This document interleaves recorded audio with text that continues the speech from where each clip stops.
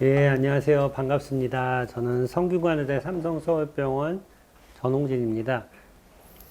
어, 먼저 이제 어, 어, 예민해서 또 중요한 것 중에 하나가 이 기분입니다. 우리의 기분. 왜 그러냐면은 여러분들 뭐 자신의 기분에 대해서 이제 뭐 내가 기분이 우울한지 슬픈지 좋은지 누구든지 그렇게 느끼겠지만은 이 기분에 어떤 변동이 있는 분들이 있습니다. 기분이 이렇게 하루에도 좀 아침에는 좀 좋은 듯 싶었는데 또 오후에는 좀 슬프고 뭐 저녁 때 되니까 또 괜찮고 이렇게 하루나 뭐 몇 달 사이 이렇게 감정의 기복이 있거나 기분의 변동이 있는 분들, 그런 분들이 우리나라 사람 중에 몇 프로나 될까요? 감정의 변동이 있는 분들. 우리나라 전체 사람들 중에서 한 5%쯤 됩니다. 그러니까 이게 이제 제가 이 얘기를 하는 이유 중에 하나는, 보통 다른 일반적인 우리 청년들은 기분이 좋을 때 좋고 나쁠 때 나쁘고 거기에 대해서 그냥 적절하게 반응을 하는 정도로 유지가 돼요. 95%는 그렇습니다. 근데 자기 의지하고는 상관없이 이렇게 기분의 변동이 생기거나 기분이 이렇게 변화가 있는 분들이 있어요. 근데 그분들은 다른 분들도 좀 그렇지 않을까 이렇게 생각하는데 실제 안 그래요. 다 그렇지가 않다는 거죠. 이런 감정의 변동성이 있는 분들이 보면은 아주 어릴 때부터 이제 그런 특징이 있죠. 그래서 그런 감정의 기복이 있는 게 나쁘다는 게 아니고 그런 기복이 있는 특징이 있는 분들이 있는데, 그런 분들이 예민해지기가 되게 쉬워요. 이제 그런 데 대해서 제가 왜 그런지 좀 말씀을 드리겠습니다. 정상적인 기분 변화라는 거는 그 사람의 인생이라고 본다면은, 기분이 위쪽으로 가면 기분이 좋아지고 아래쪽으로 가면 기분이 나빠지고, 기분이 좀 왔다 갔다 하기도 하고 우울하기도 하고 슬프기도 하죠. 그래서 이게 보통은 그 사람이 그 당시 상황하고 맞게 움직이는 거예요. 내가 오늘 뭐 예를 들어서 여자친구하고 뭐 헤어졌다 그러면 슬프겠죠. 그리고 뭐 무슨 뭐 코인을 샀는데 코인이 올랐다 그럼 기분이 좋겠죠. 이제 그런 식으로 거기 환경에 맞춰서 기분의 변화가 있는 게 지극히 정상적인 거예요. 이런 상황은.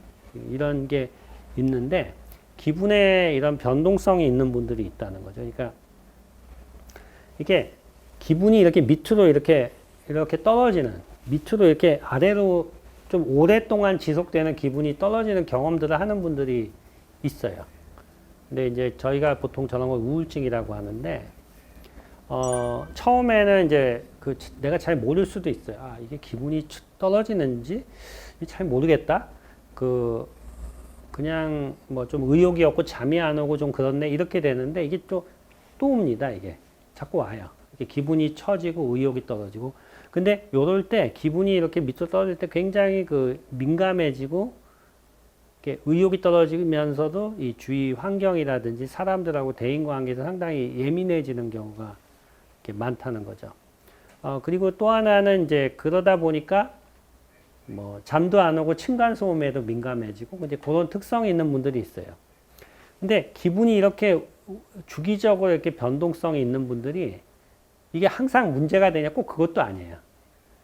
왜 그러냐면 제가 아까 한 5% 정도 되는 분들이 그런 기분의 변동이 좀 꽤 있다고 그랬는데, 이런 분들이 예를 들어서 무슨 음악이라든지 패션이라든지 이런 예술적이거나 창의적인 일을 굉장히 잘합니다. 그런 쪽으로 성공하는 경우가 되게 많아요. 제가 그 패션 업계에 종사하는 분들하고 뭐 예를 들어서 그런 연예 업계, 뭐 엔터테인 회사 이런데 관여하시는 분도 좀 얘기를 들어보면 그쪽 업계, 그쪽 일을 하시는 분들 중에서 안 그런 분이 별로 없을 정도로 굉장히 많은데, 오히려 그런 특성 있는 분들이 일을 더 잘하는 경우가 많아요. 네. 그 다음에 정상적인 범위를 넘어가는 심한 감정 기복, 기분이 밑으로 갔다 위로 갔다 이렇게 감정 기복이 굉장히 심한 분도 있습니다. 감정 기복이 굉장히 심한 우리 청년들 어떻게 되느냐?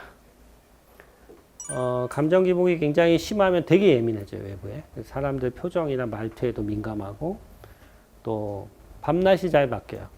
예민하면은 그 우리 몸이 밤이 될수록 각성이 됩니다. 밤에 잠이 안 와요. 새벽 밤새고 6시, 7시에 자고 점심때 깨는 이런 패턴을 보이고요. 그 다음에 폭식, 밤에 자꾸 먹어요. 아침은 안 먹고 밤에 먹고, 그리고 또 사람들하고 이렇게 싸울 때 막 폭발하고 이런 현상을 보입니다. 이 감정의 기복이 성격이 아니라는 거는 가만 보면은 그 호르몬 변화에 되게 민감하다는 걸 알 수가 있어요. 특히 그런 변화에도 민감하고, 이것도 이분들도 계절에 민감하고, 그리고 호흡곤란도 잘 와요. 사람들하고 싸우다가 갑자기 숨이 턱 막힌다. 숨이 막히면서 막 호흡이 곤란하고 이런 경우가 잘 생깁니다. 이것도 아까 제가 얘기한 첫 번째 우울로 가는 경우가 있고, 감정 기복이 업다운이 있는 경우가 있고, 심하면서 호흡곤란. 주위에 보면 엄청 많을 거예요. 자세히 이런 분이 있나 하고 보면은 많다는 거죠. 한 1% 정도 되고, 아까 5%, 1% 되니까 합치면은 한 7% 되겠네요. 굉장히 많고, 근데 이런 분들이 잘 관리하면 또 잘 지내는 경우가 많다는 거죠. 이제 휘둘리면은 끝이 없습니다, 이게. 외래에 오면 에너지가 높은 패밀리는 다 방방 떠 있어요. 엄마도 그렇고, 아이도 그렇고, 우울한 패밀리는 다 다운돼 있고, 기복이 심한 분들도 엄마도 아빠도 그래요. 서로 비슷하니까 이게 이상이 있는지 몰라요, 자기들은. 왜냐면 엄마도 그랬고 아빠도 그랬고 형도 그러니까 이게 원래 보통 사람들은 다 이렇게거니 생각하는데 그게 아니라는 거죠.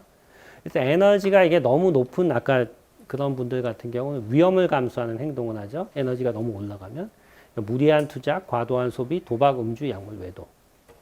그래서 에너지가 너무 높은 사람들은 다른 사람의 조언을 무시하고 자기의 결정이 절대적으로 맞는 것으로 생각이 드는데, 에너지가 높을수록 항상 주위 사람들의 조언을 경청해서 보수적으로 결정해요. 항상 주위 사람들 얘기를 잘 들어야 돼요. 고집이 세진다는 거죠. 에너지가 높을수록. 나는 이제 매우 예민한 것 같고, 또 약간 감정 기복도 있고, 또 공황도 조금 있는 것 같고, 어떻게 이거를 좀 활용을 할 것이냐. 그래서 예민해서 방전되는 사람이 있고, 예민성을 잘 활용하는 사람이 있는 거죠. 예, 다음은요. 그래서 예민한 거를 이제 이렇게 보면은 하나의 천칭으로 좀 설명을 할게요. 예민한 이유 중에 하나가 이제 어린 시절의 어떤 경험하고 관련이 있는 경우가 많습니다. 저도 이제 제가 병원이 또 강남에 있고 좀 비교적 부촌에 있는데, 제가 놀란 거는 그렇게 경제적으로 잘 사는 분들도 집 안에는 그렇게 행복하지 못한 경우가 되게 많아요. 그러니까 이게 부족하다는 게 꼭 경제적으로 부족한 게 아니고, 이 마음과 마음이 이렇게 편안하고 안정되고 이런 환경이 안 되는 거예요. 예. 그래서 이제 그런 것들이 안 되는 환경 속에서 사는 거죠. 그 다음에 또 예민한 그런 성격에 휘둘리고, 또 현재 스트레스가 많고, 또 과도한 긴장, 또 자기를 이제 감추고 숨기고, 이런 것들이 결국은 이렇게 하다 보면은 우울증, 불안장애, 불면증이 이제 생기게 됩니다. 현재에 집중을 해야 되고, 선택과 집중이 필요하고, 스트레스를 해소할 수 있는 자기만의 방법이 있어야 되고, 각성을 낮추는 생활 습관, 자기의 문제에 대한 도움을 받는 이런 태도들이 결국은 이게 예민한 게 우울증, 불안장애로 안 가고 창의적인 생각, 대인관계 개선, 가족관계 개선으로 갈 수가 있죠. 그래서 첫 번째 이제 중요한 거는 이 자동적 사고입니다. 자동적 사고. 자동적 사고라는 게 내가 생각하지도 않았는데, 의도하지도 않았는데 생각의 흐름에 따라 결론으로 가는 거예요. 제가 본 자동적 사고 중에서 이제 이런 예민한 분들 중에서 사고는, 그러니까 나는 그냥 가치가 없다 뭐 이런 생각을 하는 거예요. 가치가 없다. 그런 생각을 하는데 이게 무슨 생각이에요? 가치가 없다. 뭐 내가 가치가 없다고 생각하는 게 뭔 일이 생길 때마다 항상 그렇게 생각하는 거죠. 예를 들어서 시험을 못 봤다. 그러면은 뭐 잘 볼 수도 있고 못 볼 수도 있을 텐데, 시험을 못 봤으니까 나는 무가치하다. 부모님하고 말다툼을 하면 이렇게 말다툼을 해서 기분이 안 좋은데 결국 나는 가치가 없는 놈이다. 이게 뭔가 이렇게 깔때기처럼 다 글로 가요. 그러니까 이렇게 돼버리면은 내가 어떤 상황이 있을 때마다 그런 쪽으로 자꾸 결론을 도달하게 되면은 결국은 그 문제 해결책이 하나로 모이는 거예요. 글로. 자기를 갖다가 안 좋게 생각하는 내 자신을 그렇게 만드는 쪽으로 가는 거죠. 그래서 서로 관계없는 걸 자꾸 관계를 지어서 그걸 통해서 해결하려고 그러거나 그걸 자꾸 영향을 주는 거죠. 그러니까 예를 들어서 그 사람의 행동을 자꾸 나하고 관계를 지어가지고 내 자신을 자꾸 비하하거나 부정적이거나 피해의식을 갖게 되는 거죠. 그렇게 되면 어떻게 되냐면 예를 들어서 부모님이 어떤 하는 행동 그게 예를 들어서 전부 다 자기한테 뭔가 좀 부정적으로 자꾸 생각되는 경우는 그러니까 예를 들어서 형제 간에 이렇게 사이가 안 좋은 경우 부모님이 뭐 동생만 예뻐한다? 그럼 동생이 하는 행동 하나가 다 그렇게 보여요. 다 관계가 그렇게 이어진다는 거죠. 그러니까 이게 객관적으로 보이지가 않는 그래서 이 관계 사고가 자꾸 생기는 것을 좀 경계해야 됩니다. 그래서 내가 어떤 장점이 있는지, 그리고 내가 할 수 있는 일에는 뭐가 있는지, 그리고 내가 어떤 일을 한다면 잘 되든 못 되든 일을 실행하는 것에 의의가 있다. 이렇게 여러 가지 좋은 자동적인 사고를 만들어서 내 생각이 그런 쪽으로 갈 수 있도록 해야 됩니다. 어떤 사람은 나랑 가까워지면 또 한 사람 멀어지고 또 이렇게 싫어할 수도 있고 좋아할 수도 있고 그 전체적인 그 비율이 있는 거거든요. 그런 것들이 굉장히 자연스러운 거예요.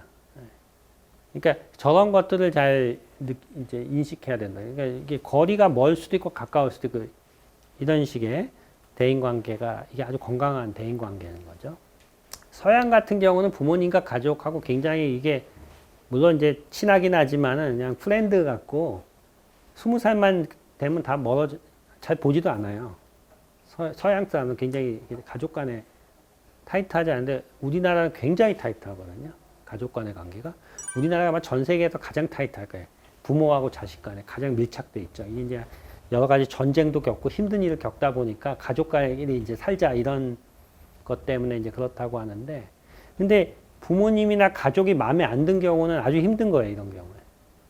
왜냐하면 다 좋다. 부모 가족이 너무 부모님 엄마 아빠 너무 좋고 잘 마음에 들고 동생도 너무 착하고 그럼 살기 좋겠죠. 근데 그 중에 하나가 좀 마음에 안 든다. 그럼 살기가 힘든 거예요. 계속 보긴 봐야 되니까. 근데 부모님이 잘 안 바뀌어요. 생각보다 여러분들. 그럼 어떻게 해야 되느냐. 부모님과 가족을 바꿀 생각을 하지 말고 앞으로 만나는 사람, 좋은 사람들을 자꾸 만남으로써 내가 이제 그 좋은 관계들을 만날 수가 있거든요. 그러니까 그런 쪽으로 자꾸 선택을 해야 되는 거죠. 부모님, 가족 원망만 할 게 아니고 앞으로 좋은 사람을 자꾸 만나는 쪽으로 내가 이제 해야 된다는 거죠. 그래서 이런 좋은 자동적 사고를 만들어 보는 게 좋고요. 두 번째는 에너지. 아까 에너지 관리를 잘 하지 않으면은 지금 여러분들 지금 한 5시쯤 됐는데 지금 벌써 힘들기 시작할 겁니다. 이제 집에 가서 자고 싶고 이렇게 되는데 에너지가 이 스마트폰 배터리 같이 지금 시간에도 팔팔하고 내가 지금 헬스클럽에 갈 수 있을 정도의 에너지가 된다. 그럼 여러분들 지금 굉장히 좋은 거예요. 예민한 분들 벌써 지금 힘들어요. 지금 강의에 지금 끝자락에 가 있는데 벌써 지금 막 지금 정신없고 빨리 집에 가서 눕고 싶고 이제 이렇게 되는 거죠. 왜 그러냐? 그러니까 기진맥진해진다는 거죠. 그러면은 주말에는 그냥 사람들과 교류를 끊고 지내고 혼자 지내는 걸로 에너지를 유지하게 되는데 그럼 새로운 도전적인 일을 하는 건 힘들어요. 취미 이런 것도 힘들고 너무 기가 빨리니까. 그래서 어떻게 하면 나의 에너지를 올릴 수 있느냐. 아까 표정이나 말투를 의식하지 않는 것도 좋고 중요한 거는 내가 하는 일에 그 의미를 부여하는 게 되게 중요해요. 가치를 부여한다고 할까? 여러분들? 그 가치를 부여한다는 건 뭐냐면 내가 하는 공부나 내가 하는 일이 왜 중요한지 그거에 대해서 생각을 해보는 건데 이게 이런 것들이 굉장히 중요합니다. 그러니까 내가 하는 일은 왜 중요한지 그리고 내가 가진 일을 통해서 사람들 도와줄 수 있는지 이런 아주 작은 일이라도 예를 들어서 뭐 커피 전문점에서 알바를 한다. 그럼 내가 커피를 줌으로써 사람들이 기뻐하고 마심으로써 좋아하고 이거의 가치에 내가 관심을 가져야 돼요. 그 돈 받는 것만 가지고는 안 돼요. 월급 받는 것만 가지고. 그건 되게 지치게 만드는 거거든요. 월급 받을 때까지 한 달 동안 그냥 일하는 거는 그 가치를 잘 부여해야지 피곤하지가 않습니다. 그리고 이런 아까 제가 이제 기억이나 이런 것들 자꾸 예전의 기억들, 트라우마의 기억들이 자꾸 이렇게 올라올 때 더 방전이 되거든요. 그러니까 좋은 기억을 자꾸 만들어야 돼. 좋은 기억을 만들어서 예전의 기억들이 이렇게 그러니까 부모님이 조금 좀 그러셨다. 그러면 또 좋은 사람들을 만나가지고 그 기억을 상쇄할 수가 있거든요. 근데 그 기억에 몰입이 그 전에 그러니까 부모님과의 안 좋은 기억에 너무 몰입이 되는 거죠. 그래서 새로운 사람을 만날 의지가 안 생기는 이런 식의 문제가 되는 거죠. 새롭게 좋은 분들을 만나고 새로운 사람을 만나고 거기에 도전을 해야 되는 게 필요합니다. 그래서 이제 자존감이라는 게 이제 중요한데 결국은 자존감은 가장 중요한 근간이 어릴 때 형성이 되는 거죠. 그래서 안전기지와 적당한 좌절이 자존감의 형성에 중요합니다. 그래서 사람이 자존감을 가지고 사람들을 만나려면 뭔가 안전한 기지가 있어야 돼요. 내가 한번 편안한 느낌을 가져봐야 돼요. 근데 아버님, 어머님이 보통 그 역할을 하는데 아버님도 그걸 못했고 어머님도 그걸 못했다. 그러면은 내가 지금부터라도 해야 돼요. 만들어야 되는 거예요. 그러니까 이 안전기지라는 게 내가 옆에 있으면 너무 편안하고 마음이 좋고 그런 대상이에요. 보통은 엄마가 그래. 엄마 옆에 있으면 너무 편안하고 좋고 옆에 있으면 안심이 되고 근데 문제는 그 안전기지가 내 안전기지는 엄마야. 엄마가 너무 좋아. 그럼 어머니 돌아가시면 어떻게 해요? 안전기지가 없어지잖아. 그러니까 부모님 돌아가시면 너무 힘들어하는 분들도 있거든요. 근데 이제 그런 안전기지가 거기서 이제 예를 들어 배우자나 또 아니면 자기 직업으로 또 넘어간다고요. 이게 자연스럽게 이렇게 넘어가거든요. 근데 나는 엄마 아니면 안 돼. 이렇게 되면 또 그것도 문제가 되는 거예요. 근데 문제는 엄마도 그게 안 됐어요. 아빠도 안 됐어. 형제도 안 돼. 그런 경우가 어렵다는 거예요. 제가 보면. 왜 그러냐면은 그러면은 이제 누구하고 해야 되느냐. 뭐 예를 들어 정신과 담당 선생님하고 그렇게 될 수도 있고 아니면 자기 친구 아니면 자기 직업 무엇이든 내가 도전해서 그 사람하고 편안하고 안전한 느낌을 가져보는 그 경험을 해야 되는데 그걸 안 하면은 결국은 집에 갇히게 됩니다. 점점 사람들을 못 만나게 되는 거예요. 그러니까 그 경험을 그럼 언제 하느냐? 지금 하면 돼요. 지금부터. 근데 사람들은 생각보다 좋은 사람들 많아요. 주위에. 잘 한번 보시라는 거죠. 그러니까 좋은 사람들 만나려면 나랑 그 관심사가 비슷한 분들이 이렇게 안전기지를 만들기가 좋아요. 아니면 반려동물 운동 등도 가능해요. 자신의 예민성이 되는 안전기지를 찾아야 돼요. 앞으로 살다 보면 예민성을 자극하는 사건이 생깁니다. 아까 내가 랜더마이즈하게 생겨요. 가장 예민성을 증가시키는 가족 사망이에요. 부모님이 돌아가시는 경험 안 할 수 있나요? 여기. 그럼 본인이 빨리 가는 수밖에 없어요. 그렇지 않으면 다 경험하게 되죠. 부모님이 당연히 돌아가시겠죠. 그때 엄청난 위기가 오는 거거든요. 아, 우리 엄마가 이제 안 계시네?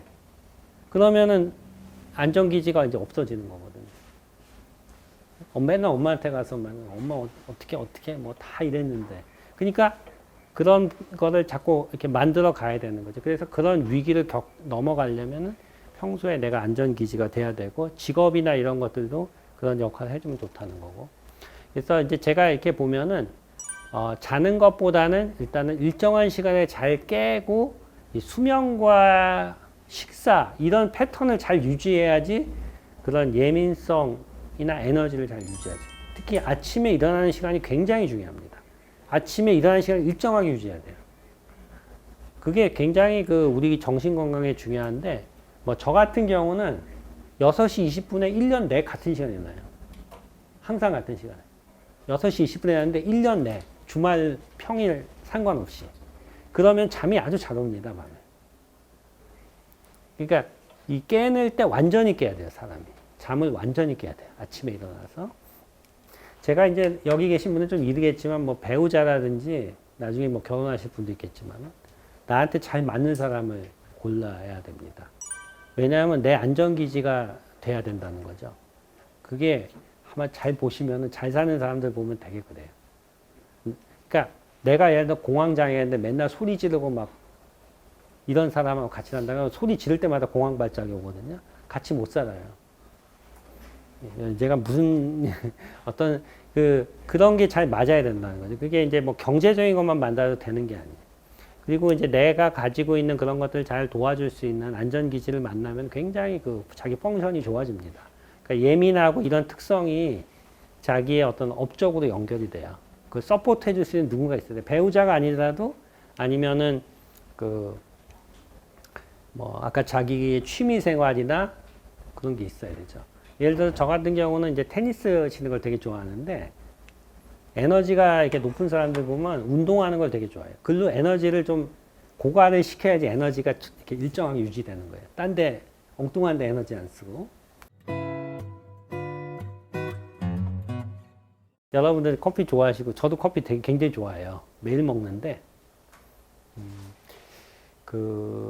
우리 청년들한테 좀 말씀드리고 싶은 거는 우리 청년들이 커피를 진짜 많이 먹어요. 술도 많이 먹지만은 커피를 엄청 많이 드시더라고요. 일단은 아침, 점심, 저녁 3잔은 기본이고 10잔씩 먹는 분도 봤어요, 하루에. 예. 그 10잔 먹으면 돈이 상당히 많이 들 텐데 난 그 생각을 했는데 커피에 있는 카페인이 있습니다, 여러분들. 카페인을 우리 몸이 이제 카페인이 들어가면은 간에서 대사하게 돼요. 간에서 대사하는 효소가 있습니다. 이제 카페인이 들어가면 간에서 대사를 하는데 카페인을 소화하는 그 능력이 사람마다 아주 달라요. 그러니까 어떤 사람은 커피를 10잔 먹어도 끄떡없는 사람이 있는 반면에 한 잔도 소화 못하는 사람이 있어요. 카페인을 소화를 못하면 어떻게 될까요? 카페인이 몸에 넘치게 되죠? 그러면 교감신경계를 흥분시켜요. 아까 제가 예민한 분들이 교감신경계가 흥분된다 그랬잖아요. 예민한 분이 카페인이 오버도즈 과량이 돼버리면 교감신경이 최고로 흥분되면서 혈관이 수축하겠죠? 숨쉬기가 힘들어지고 목이 조이고 공황 발작이 오는 거죠. 그래서 공황이 있거나 아주 예민한 분들은 커피를 줄여야 되는데 하루에 뭐 한 잔 정도만 드시면 괜찮을 거예요. 그래서 이제 그러면 나는 카페인에 예민한 사람인지 아닌지 모르겠다. 그럼 엄마한테 한번 물어보세요. 엄마도 커피 먹으면 심장 두근거리고 숨쉬기 어렵다. 이런 얘기 하실 거예요. 자기는 그래서 안 먹고 있다 그러거든요. 그럼 나도 이거 체질적으로 안 맞는다. 이렇게 생각하시면 됩니다. 이게 체질이 있어요. 그리고 이제 그런 분들이 보면은 약에도 또 민감해요. 감기약만 먹어도 막 휘청거리고 그래요. 약 대사 능력도 떨어지고 그래서 이거 자기가 저거가 맞는지 한번 잘 봐야 돼요. 예, 이상으로 그럼 강의 마치겠습니다. 감사합니다.